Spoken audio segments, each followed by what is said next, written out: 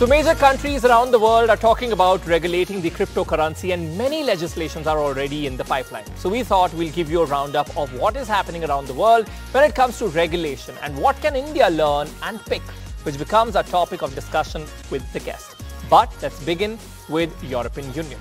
On 30th of June, the European Parliament agreed upon a new law to regulate cryptocurrencies, the Markets in Crypto Assets Law, that's MiCA. With this, EU will bring crypto assets issuers, and crypto asset service providers under a regulatory framework for the first time. Remember, the bill's still not law. The main features of the law have been agreed to in principle by lead negotiators, but they have yet to publish a full text.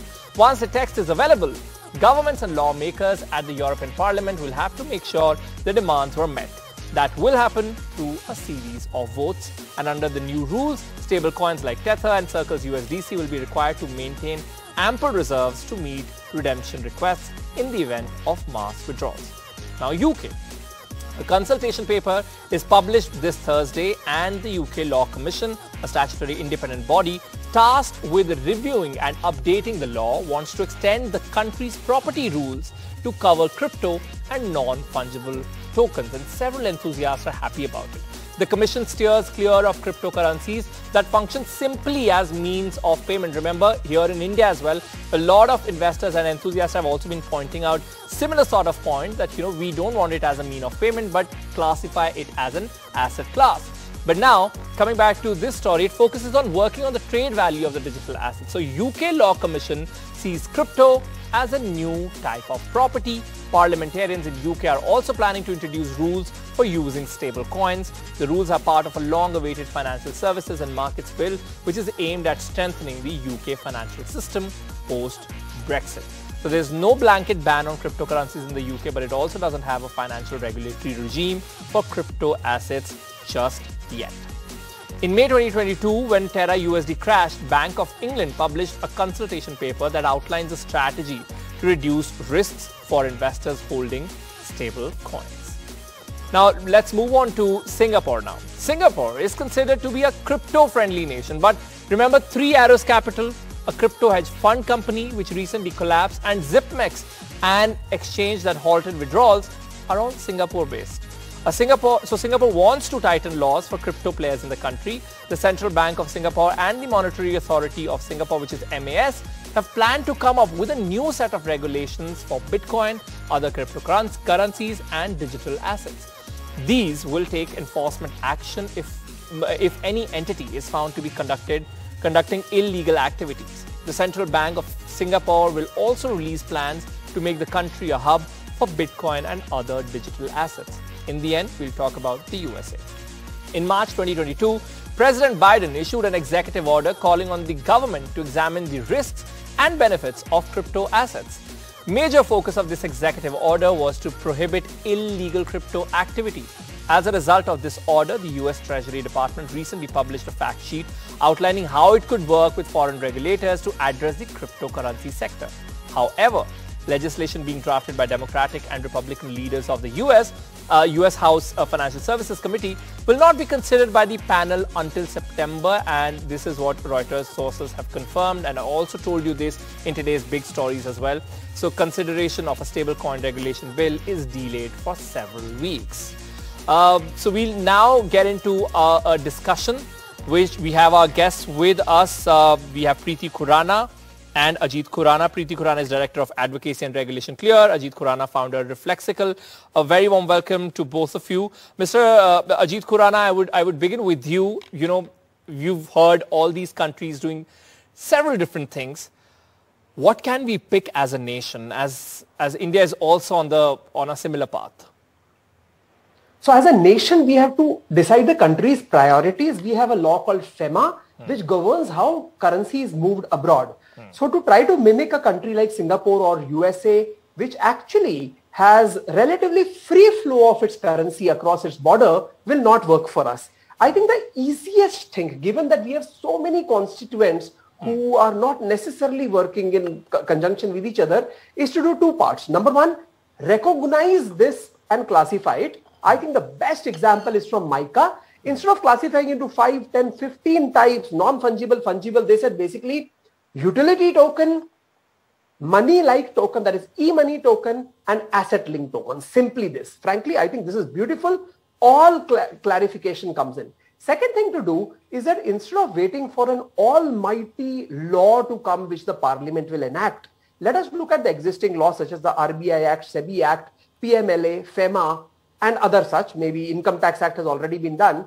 And just get them to recognize the existence of crypto. Once you do this, we are on the path to being at par with some of the best regulations around the world. Sure. And Preeti, we've of course listed all these regulations which are in a process in other countries. Are there any India-specific regulations, as few have been pointed by Mr. Khurana here, are there any India-specific regulations that you think we immediately need to work on? So even though, now the Income Tax Act has a mention of virtual digital assets, yet it's not clear enough. So, firstly, there has been a lot of confusion whether this gives it legal standing or not. I think all of that needs to be sorted. RBI's discussion paper, which has, been talked about, it's not there yet. Essentially, whatever law they've put together, it is, it has several gray areas. So I think on an immediate basis, perhaps in the current financial year, they need to clarify a lot of things, precisely in the sense of how to estimate the cost of acquisition, for example. So it's not very clear what exactly constitutes cost of acquisition, what all could be included. And let's not wait for, things to go to courts and then, wait for jurisprudence and all of these things to come through for us to develop an understanding of what these things are. Then essentially, if you look at the US and UK laws so far, they've decided to treat these as capital assets. So there is capital gains, there's benefit of setting off losses. So, things have been made super simple. And they've been clarified precisely in the law. I think that's the first thing. So I'm hoping in the next budget, which is not, so far away, they would have started preparation. So it would be a good idea to, look at all of these gray areas. I was just going to ask you, what can we pick from these countries? Of course, you mentioned one thing, which is capital gains, how these countries are also counting it under capital gains.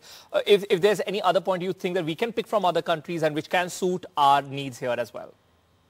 Yeah, absolutely. So all the laws that we've drafted so far are more out of suspicion and fear rather than any kind of prudence. So the first thing is to sort of, consider whether these can be reported as capital gains. We spoke about that. And then to talk about loss set-off, because, essentially with tedious regulations with no loss set off, like a very small bracket which is available, you're literally, you're forcing people, developers, exchanges to actually move outside India. Yeah.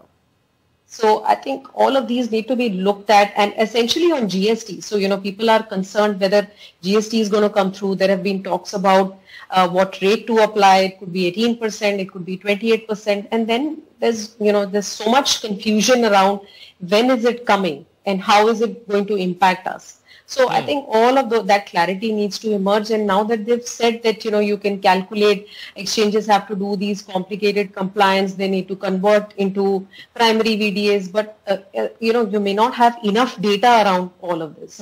In the sense that we are now so tech savvy, we've seen how digital payments evolved because there was so much better regulation. Right. So instead of fear, if they decide to look at prudence, if they, so they've picked up a lot of our tax laws from the UK law itself, which is actually far more clearer. The definitions are spelled out in a much better fashion. I think it sort of needs a relook, and I'm hoping in the next 6 months something comes through. Ajit, we've listed different countries here. Which country would you think is the most crypto friendly? So it has changed. It was Estonia, it was Malta. For a very short period, it became Singapore. Today, amongst the major nations, so I'm not looking at the financial havens like British Virgin Islands, etc. But I think amongst the major nations today, it is probably the United Arab Emirates. And that's why we see the brain drain also happening, and a lot of Indian exchanges especially leaving the country and then going to the UAE. That is not entirely correct. What has happened is these exchanges were never incorporated in India. The brain drain you are referring to is happening, but it is just the residence relocation of the founders of these exchanges. These exchanges were never registered in India to begin with. Oh, like that. Yeah, sure. But these are Indian exchanges. And they are making Dubai as their base. And if we had a regulation here, of course, they would have been settled here. Would you agree? Absolutely. Yes, I agree. In fact, I think that other than your theme, which is which countries can India learn from, India should also learn from India. Namely, classify this at anything, let's say an asset, and then learn how you are regulating other assets in India and apply the same rules here. I think that is a great easy point to start. And when we look at Singapore, you think they've learned the lesson tough way because, of course, they were also very crypto friendly, but then all of these protocols failing, and then now they are thinking to redo it a bit. Do you think they've learned the lesson tough way, and probably we have some lesson to learn from that story? Interestingly, I have spent time in Singapore, a couple of years as CEO of a crypto exchange in Singapore, and I must say that Singapore's priorities are a little different. So they are not worried about dollarization, which RBI is worried about. They are also not worried about tax evasion. Their primary concern turned out to be consumer protection. There was a point of time when things went out of hand and every taxi, every bus stop, every bus in Singapore would have an ad of some crypto provider. And this created a lot of hue and cry because it was felt that you would be preying on the innocence of the gullible investors, and that is where they cracked down and said you just can't do any of these things. So sure, consumer protection remains a very big issue even for India, but India has other big issues such as tax evasion, capital flight, etc. So we can't learn from Singapore because they had to take an extreme action for consumer protection. Okay, last quick question from Preeti here. I ask this from a lot of guests, and every time we discuss regulation, and I'm sorry to ask it from you here, when do we expect a regulation? When is it coming? And if yes, and what is the procedure which is left to be done yet? Yeah, I think, again, I would say government is moving with a lot of fear and suspicion. So, when they talk about global cooperation, I think that's a long time coming.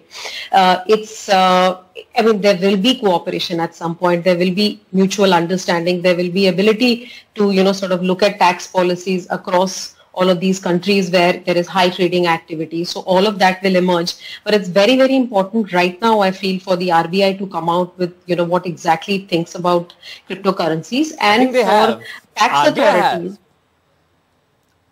Okay, and for the tax authorities to actually clarify, all of these gray sections, understanding of, various aspects of TDS, looking at costs of acquisition, what all costs one can set off, and of course on the loss set off bit. I think these 2 or 3 things, once there is more clarity, once, these are sort of understood from a taxpayer perspective, then things could really improve. And GST, hopefully GST should, could take longer because there are other important burning issues with respect to GST.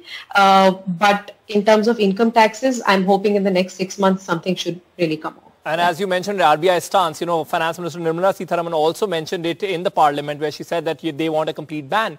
So that's the kind of, strong criticism that we hear when it comes to RBI. But of course, government stance is yet to be revealed. We are yet to see where it is headed. But thank you so very much for discussing all of this and answering all our questions.